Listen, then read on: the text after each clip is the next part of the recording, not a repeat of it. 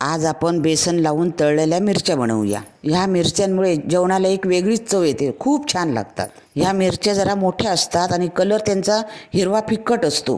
ह्या मिरच्या तिखटच नसतात। त्यानंतर आपण लावायचं सारण बनवूया। बेसन पीठ घेतलं आहे, कोथिंबीर बारीक करून घेतली आहे, आला किसून घेतला आहे, मीठ, लाल तिखट आणि पाणी घालायचं आहे आणि हे मिक्स करायचं आहे। आणि आपण तांदळाचे पीठ घालूया।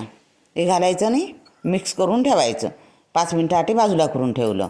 आता या मिरच्या ते एकाचे 2 तुकडे करून घेतले आहेत आणि आतमध्ये बिया असतात, ते संपूर्ण बिया सगळ्या काढून टाकायच्या आहेत।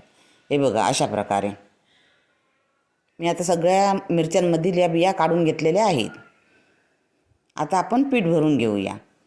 पीठ आतमध्ये भरायचं आहे बघा, जास्त जाड भरायचं नाही किंवा जास्त पातळ नाही, वरून पण लावायचं आहे। अशा प्रकारे आपण सगळ्या मिरच्या व्यवस्थित कोटिंग करून घेऊया। या मिरच्या भाजताना कुरकुरीत होईपर्यंत भाजायच्या।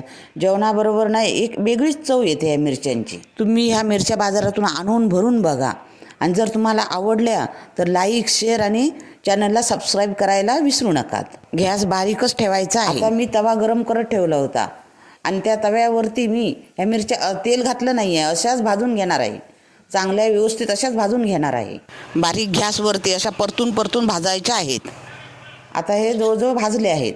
आता मी तेल घालणार आहे वरती। तेल घालून 2 मिनटं तेलामध्ये 1 ते 2 चमचे तेल घालायचं। तेल जास्त घालायचं नाही। तेल घालून मी तेलामध्ये चांगले 2 मिनटं परतून घेणार आहे। इथे कमीत कमी तेलाचा वापर करायचा आहे। अशा मिरच्या भाजून तुम्ही हवाबंद डब्यात 3-4 दिवस जरी ठेवलात तरी त्या मिरच्यांना काहीही होत नाही, जशा तशा राहतात। मी वापरलेलं सामान अगदी बरोबर आहे, तसंच वापरून तुम्ही मिरच्या भरा।